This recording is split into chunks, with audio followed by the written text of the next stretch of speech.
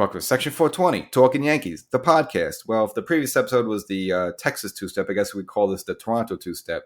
The Yankees take both games in the Bronx, a brief two-game set. The Yankees sweep both, so yet another sweep for the New York Yankees, and they've had plenty of those so far this season.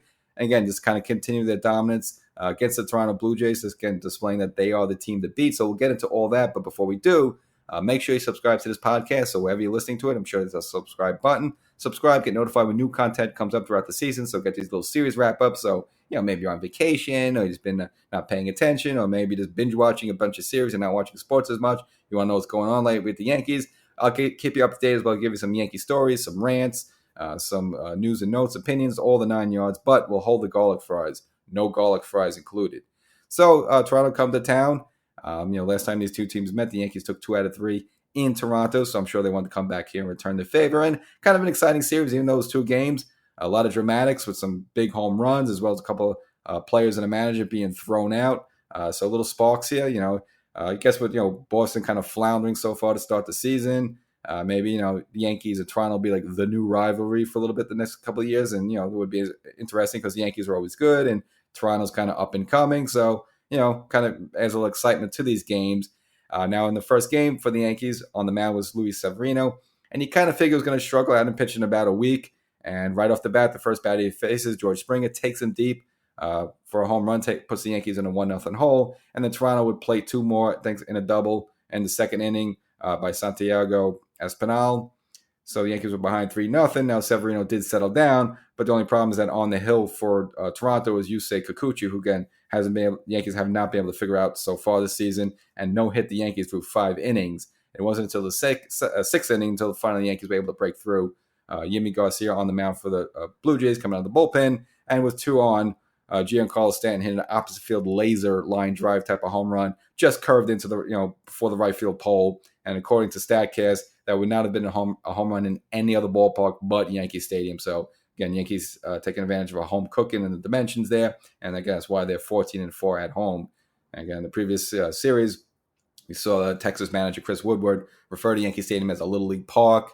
And hey, look, Toronto has Vladdy Guerrero Jr., they have Bo Bichette, they have George Springer. They can hit the home runs there as well, so you really shouldn't complain. But at that point, the game was tied 3-3. Now this is where it started to get a little testy. Next batter up, Josh Donaldson, gets drilled in the back by Garcia. Obviously, he claimed there was an accident, but we all know that after someone gives up a home run, you plunk the next batter. Usually, it's out of frustration or you're trying to send a message there.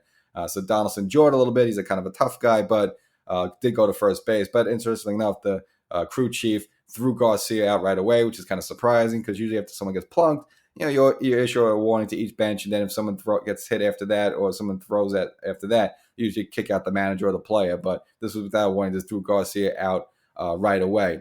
Now, Yankees and Loizaga retaliated a little bit in the 7th inning. Loizaga went high and tight on Bichette, knocked him off the plate a little bit. Wasn't close to hitting him in the head, but definitely was high and tight. And Charlie Montaro, the Toronto manager, took exception to it. He must have said something because then the home plate umpire threw him out, not Loizaga, which is surprising. Usually you would throw out Boone or you throw out Loizaga. Instead, he threw out the Toronto manager. So he probably yelled out some sort of vulgarity. So now that was the second person thrown out of this game. Again, this thing's getting very testy and getting very, very sparky, so to speak. Now, the Yankee bullpen did falter in the 8th inning thanks to a double and a sacrifice fly. Put Toronto ahead 5-3 with their closer on the mound, Jordan Romano. Now, if you remember that 3rd game up at Rogers Center, Yankees almost got to him, had the bases loaded, but just couldn't get that big hit. And then IKF kind of had a chopper ground out that just, Matt Chapman just threw him out at first just by a nose. But now they would have an opportunity to get Romano again. And he did strike out IKF to start the frame, but he did the unholiest of holy things, walked the number 9 hitter Trevino, a light hitting catcher, put him on. After that, DJ worked the walk himself. So put 2 runners on with Aaron Judge up. And with Aaron Judge with one swing of the bat, can tie a 5-3 loss and make that into a 6-5 victory. And it took 600 games, but for the first time in his career, did just that. Hit a 1-2 pitch, crushed it into left field, 450 feet into the second deck, put the Yankees ahead 6-5, and that would be the final score again in walk-off fashion. First time in Judge's career, had a walk-off homer. And for Romano, again, really no excuse. He was ahead of Judge 1-2, and kind of threw this little cement mix of breaking ball that just didn't break, and Judge just waited on it and just crushed it into left field. So a heartbreaking loss for the Toronto Blue Jays, a thrilling win for the Yankees in the opener. And again, they took that first one 6-5. Very short turnaround after that.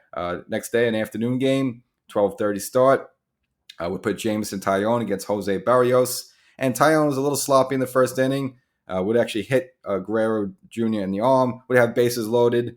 And Hernandez would hit a little ground out to third base with the bases loaded. Could have been much worse. DJ was only able to throw to second to get the force to get the one out. But it gave Toronto a 1-0 lead early in the game. But Taillon was settled down after that. And it wasn't until the fourth inning when the Yankee bats finally got it going. And it would be that guy, Gleyber Torres. And if you listen to the previous episode, I kind of mentioned that, Torres has kind of turned it around a little bit. In the past 2 seasons, we've been wondering about him. What happened to this guy? Well, at least with the bat, he's been much more reliable this season. I kind of pointed out pretty much responsible for 3 of the Yankees' wins this season and hit a big 3-run home run in the fourth inning. Kind of got started in a weird way. Rizzo had a ground ball to Bichette at second base. Bichette made a good play on it, but I guess he was playing out in the right field grass basically just for the shift on Rizzo, and kind of way had to throw the ball to first and just couldn't get Rizzo in time, so Rizzo kind of just barely made it in. DJ had like a little fluke pop up to right field, so put runners on first and third, and again Gleyber Torres kind of hit almost the same home run he hit that in the walk off in that opening game against the Texas Rangers. Kind of opposite field fly pop up just barely went over the right field wall into the first row. But hey, it counts as 3 runs. So it was a 3-run home run, gave the Yankees a 3-1 lead. Now King would give up a sacrifice fly later on in the 6th inning, made it 3-2 Toronto.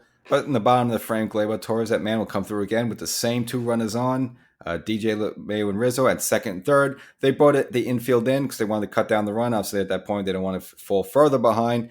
And Gleyber, okay, no home run this time, but kind of tomahawked an outside pitch to right field, brought both runners in, and it gave the Yankees a 5-2 lead. Again, at that point, Gleyber Torres responsible for all 5 of the Yankees' runs. Again, just getting it on more with the bat this season. Again, it's just good to see that because needed to see him have a bounce back year just after against being sluggish in 2020 and 2021. So the Yankees were ahead 5-2. Bring on Chapman in the 9th inning. And he wasn't too sharp. Served off a double to Espinal to lead off the inning. Then had a wild pitch which made him go to third. And then thanks to a sacrifice fly by Springer, then Bichette after that would strike out. And then he would kind of a jam shot on Guerrero with a couple of runners on, a possibility to at least tie the game. But instead, he would fly out, and the Yankees took the game 5-3 and again swept both games of the series. And Guerrero was kind of frustrated early in the game, the 5th inning, after a strikeout against Taillon. Snapped the bat across his knee. Again, you can kind of see the frustration of this. Toronto offense is held at bay by Yankee pitching. And for Taillon, his 3rd win of the season. And again, this has been the theme so far for the Yankees this season. Just great starting pitching. And it's kind of interesting after the game, if you listen to the fan, I was listening to the Carton and Roberts show, they kind of just made the point that, if you look at this Yankee staff from this season compared to last season, other than Severino, added as a starter, it's pretty much all the same guys. It's pretty much all the same pitches, all the same bullpen. Clay Holmes didn't come till a little later in the season. So you kind of think, what's the difference between, the Yankees pitching this season and last season? Well, you could point to the fact that maybe, Gary Sanchez isn't there anymore. And this is the importance of pitch framing, which Trevino is very good at that. Higgy's very good at that. And, Sanchez is ranked not good at that. So this goes to show if you could steal some strikes here and there, it just goes a long way. And then again, this Yankees starting rotation, we saw 8 7+ innings of no hit baseball from Nestor Cortez. We've seen Cole 3 strong performances in a row of this dominant baseball. Monty's been solid. Severino for the most part has been good, and Taillon has been pretty good overall. And of course the bullpen's been fabulous. Overall, top to down, once in a while, maybe Green will serve up a home run a little bit, or maybe Loai's got lose it a little bit. But for overall, the Yankee pitching staff has been more the story of the season than the Yankee bats. That's for sure. And it's you kind of wonder, does that have to do anything with that Gary Sanchez is no longer behind the mound? So that's still an interesting point for them to bring that up. So for the Yankees, again, good 2-game set against the Blue Jays. You get a dramatic home run by Judge, a game they probably should have lost, and that's pretty much a sign of a good team. When you're in a situation where you probably should have lost the game, but somehow you find a way to win. That's just a winning trade. This is a winning. That's why this seems a little different with this Yankee team this year. It's had that little special spark to it that kind of been lacking in the past couple of seasons. That's why a lot of people around the team just say they feel different, they look different, and getting wins like that the Yankees probably weren't getting in years past. Kind of concerned a little bit that the offense overall isn't very fluid. Again, kind of relying on these big 3-run home runs, whether it's by Gleyber, whether it's by Judge, whether it's by Stanton. Kind of just waiting back on the 3-run. So you like to see the offense a little bit more fluid. You like to see maybe Hicks get out, get things going a little bit with the bat more. Again, Rizzo kind of cool down a little bit, so you like to see a little more diversity in the way they score versus only just relying on 3-run home runs. But you'll take it. You'll take the wins. The Yankees right now 22-8. Go on next in Chicago against the White Sox. They're about one game over 500. But they're going to be pretty tough. But overall, you still like the Yankees' chances against most of the teams they face. A lot of people picking the White Sox to be one of the hot teams to come in this season, but it hasn't panned out yet. But again, it would be an interesting matchup for the Yankees, just going out there into Chicago. So that's all we got. Section 420, Talkin Yankees. Again, subscribe to the podcast, get additional content throughout the week, and over and out.